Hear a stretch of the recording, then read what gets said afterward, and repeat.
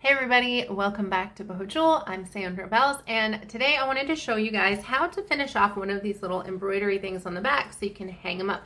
So I've done a couple of these kit videos, and I did this one already on the back, obviously, and I did this one, so I showed both of these kits and have gotten some positive feedback, so I'm glad you guys enjoyed that. I am by no means an expert at this, but I am going to share a video with you guys by 3 inches hand embroidery. I actually watched several of the videos that he put on there, so if you're really into the embroidery, that is definitely a good place to go. And I will link the video where I figured out how to do this in the comments below and on the end screen as well. And I'll try to remember to put a card up there too if you guys want to hop over to that. But this is just one really basic, easy technique. So if you're just doing this at home, this is super easy. It just kind of gets all that fabric out of the way so that you can just hang it on the wall.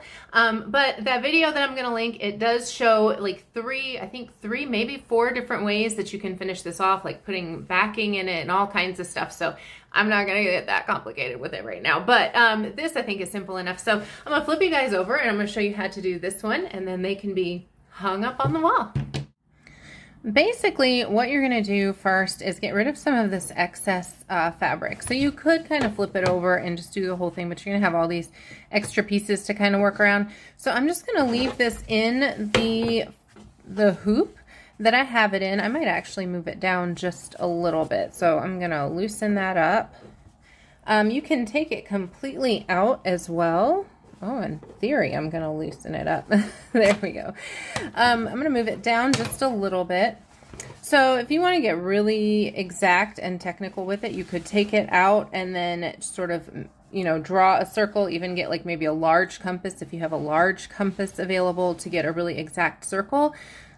But I am just going to kind of center that a little more in the frame because, again, this is just something for me to have at home. That's not quite as centered as I want it. Now I'm going to get all Virgo about it and get picky. But just for something for me to have here at home, I'm going to just kind of get it as centered as possible. I don't know why I can't get this loose. There we go. Loosen it up a little bit more. I know that camera's wobbling, you guys. So sorry. I need to find a different system for my camera hook here. Find something I can set next to my table so I don't shake you guys around. There we go. I feel like that's a little more centered. And just pull the fabric nice and taut. Tighten that back up just a little bit again. And I'm just going to cut some of those excess corners to kind of create a circle around it. Oh, I felt that slipping.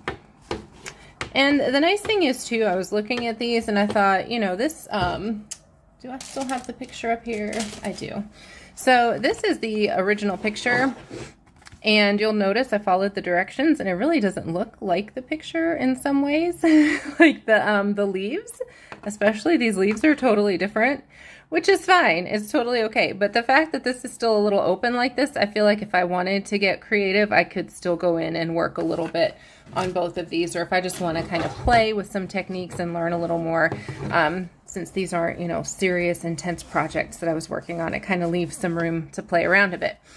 So moving right along. So basically we're just creating a circle. So I don't want to go too much smaller than this, because I want it to be able to work comfortably in that way. So I'm just going to kind of work on these edges, starting at one edge, and just try to get a circle, just go along, follow using my hoop as sort of a guide. And I'm just holding the fabric kind of taut so that it's easier to cut. And just kind of do that all the way around and meet it on that edge and make it kind of a circle, just like that. So I'm really just eyeballing it. That tends to be how I work a lot. For me personally, I work intuitively best, and I work by eye, by looking at stuff best. If I start to get too complicated and try to make things too perfect, and then they don't come out perfect, I get really frustrated. But I'm just going to do that all the way around the edges. You guys let me know in the comments if you're kind of the same way. I tend to be what's considered an intuitive artist, which means I just sort of work off my intuition, and that's the case when I'm drawing, when I'm painting, Like when I really get in the zone of doing something, yeah, it's just kind of like the intuition takes over, the zone takes over, right? So you guys let me know if you're more intuitive or if you are someone who likes things to be very specific and very, very exact, because we definitely need you guys in the world too. I appreciate you guys. I'm not saying one way is better than the other, just to make that abundantly clear. We need everybody and their specific talents, right? There we go. So just like that. So now we have a little circle that goes around, and you just want to find some thread that is close to the color of your fabric. So this is the closest thing that I have to the color of the fabric. It actually came with this other little kit, so that worked out pretty well. So I'm gonna thread my needle. Oh, look, I just accidentally put a knot in that. That was kind of crazy. Did you guys, I'm gonna have to watch the replay on that. I don't even know how that happened. That was sort of magical. I'm gonna have to watch the replay and when I edit this to see how that even happened. So put a knot on one end, and I'm just gonna leave it all 6 strands of the thread. No need to make it tricky. And you do want to, let's see, does that one have a bit of a point? It's got a bit of a point. Okay, that should work. So you want something that's gonna have a bit of a point. I've just got my little tub of stuff. It's organized chaos. And we're gonna get that thread on there and hope that it works. Oh, let's see. This is always the fun part, right? The tricky part, especially when you're on camera. Like, I don't usually have too many problems with it, but it's kind of like when you're supposed to do it. Okay, so I've got my knot on one end, I've got my needle threaded, and so you can just start anywhere really. Kind of start around the edge, and excuse me, I'm a little choked. I'm gonna just kind of go right pretty close to the edge of the fabric, just like right there, and I'm gonna go from the inside out. So this is our outside. That makes sense, inside out. I don't know if that was the proper phrasing, but that way the little knot hides on the inside of it. And now, very, very easy, I am just gonna weave in and out. So through the top, through here, a couple at a time. You can go, I'll do one at a time as well, just so you can see more clearly. Realize that might be confusing. So we're in the top, and we're gonna go through. And just a little bit of space in between. I don't feel like it has to be a ton of space in between. So I'm gonna pull that through, right? And then I'm gonna go right through the top, or through the underneath. So just sort of back and forth, just sort of a running stitch, I think it's called. Don't quote me on that, don't hold me to it. I'm still learning. And I'm just gonna do that all the way around until I meet myself back again.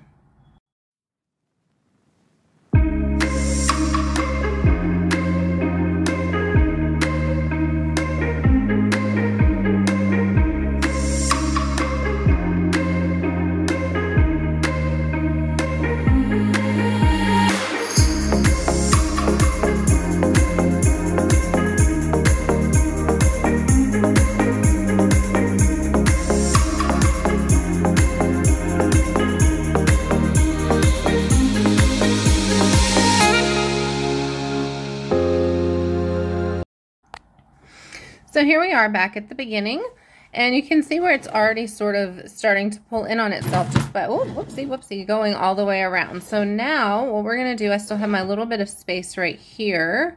Let me see, I'm going to leave that just like that. So what we're going to do is just kind of pull everything together. You see how it just, as soon as you pull on that string, it tightens everything up. So I'm gonna go back on this side, so you can kind of pull it as you go as well. I'm gonna pull this through, maybe that's the better way to do it. On the smaller one, it just worked just by pulling on the one end, but this one is a little more diameter, so I'm just gonna tighten those up a little over here. And then we're gonna give you a nice little tug. So you see it just pulls that fabric down and it gets it out of the way. The other thing I like about this, again, like I said, this would be easy to take apart and kind of work some more if you needed some of that out of the way. So I think that's a pretty easy easy solution in getting this out of the way. So now I am going to bring this up through here one more time, just to kind of, because I want to kind of feel like that's consistent. Okay, and just give it a nice little tug.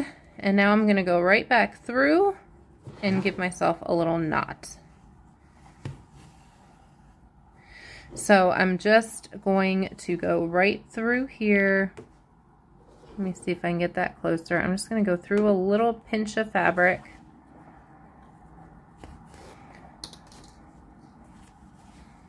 Pull that up. And then before I pull that completely, I'm going to go through the loop I just created, just like that, with my needle, and pull that closed. Let's get that little guy out of the way. Just like that, and boom. And then I'm going to cut it off, and that's it. So I hope that was helpful. There we go. I could have pulled that a little tighter, but again, it's okay. It'll be okay just for me at home. But that way you have that out of the way. And I like the hoops. I like that the hoops kind of create their own frame. Of course, you could take this out and have it custom framed or put it in a frame for yourself as well. So let me know if that was helpful, you guys. If you want to see more embroidery, I'm happy to explore. Just to let me know. And if there's some kits out there that you're finding that you're looking for, I love seeing a demonstration of something more than just reading the instructions. For me, it's just easier to get it. I mean, that's just how my brain works. So let me know if you guys want to see more of these kind of kits or more of something else, and I will link the other channel and video in here as well. So go check him out, and I hope you guys have a great rest of the day. I'll be back soon with some new resin techniques I'm excited about. So you guys take care, and if you haven't already, please do subscribe to my channel for lots of other fun, crafty, and artsy projects. Take care, you guys. Stay creative.